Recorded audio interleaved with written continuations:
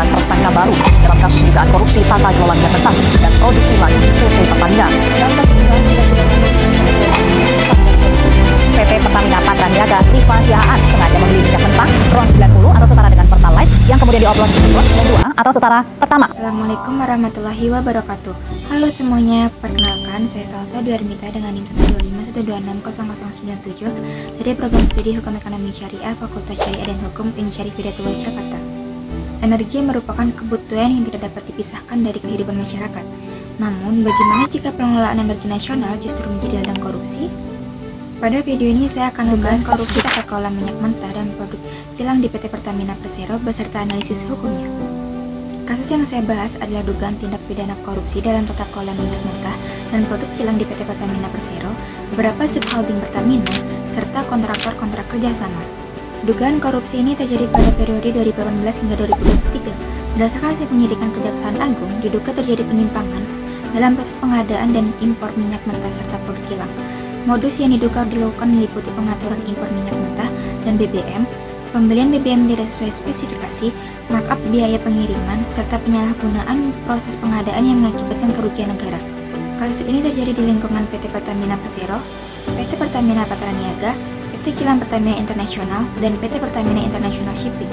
Penyidikannya dilakukan oleh Kejaksaan Agung Republik Indonesia di Jakarta dan mulai diumumkan kepada publik pada Februari 2025. Beberapa pihak yang telah ditetapkan sebagai tersangka antara lain Liva Siahaan, Sani Dinar Saifuddin, Yogi Firnandi, Agus Purwono, Muhammad Keri Adriantos, Riza, Dimas Werhastati, dan Gading Ramadan Jude.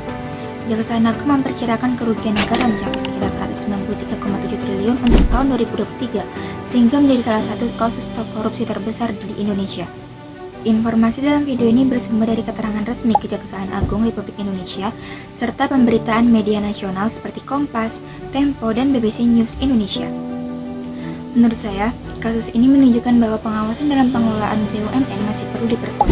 Dari sisi hukum, tindakan tersebut bertentangan dengan pasal 1 ayat 3 UUD 1945 yang menyatakan bahwa Indonesia adalah negara hukum.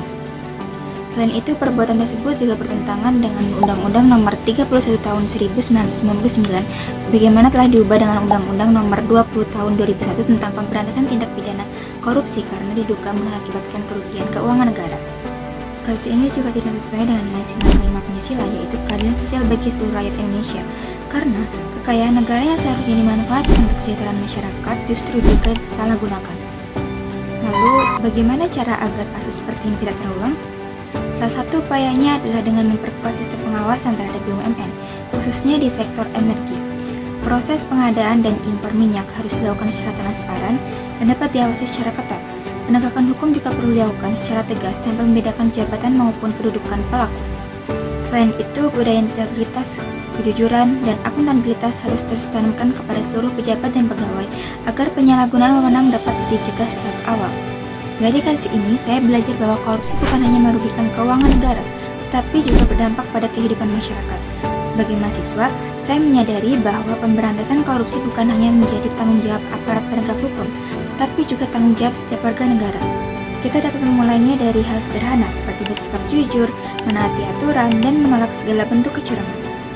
Demikian pembahasan saya mengenai kasus dugaan korupsi tata kelola minyak mentah dan produk kilang di PT Pertamina. Semoga kasus ini menjadi pengingat bahwa pengelolaan kekayaan negara itu harus dilakukan secara jujur, transparan, dan bertanggung jawab agar manfaatnya dapat dirasakan oleh seluruh rakyat Indonesia. Terima kasih sudah menonton video saya, semoga yang saya sampaikan bisa menjadi bermanfaat. Wassalamualaikum warahmatullahi wabarakatuh.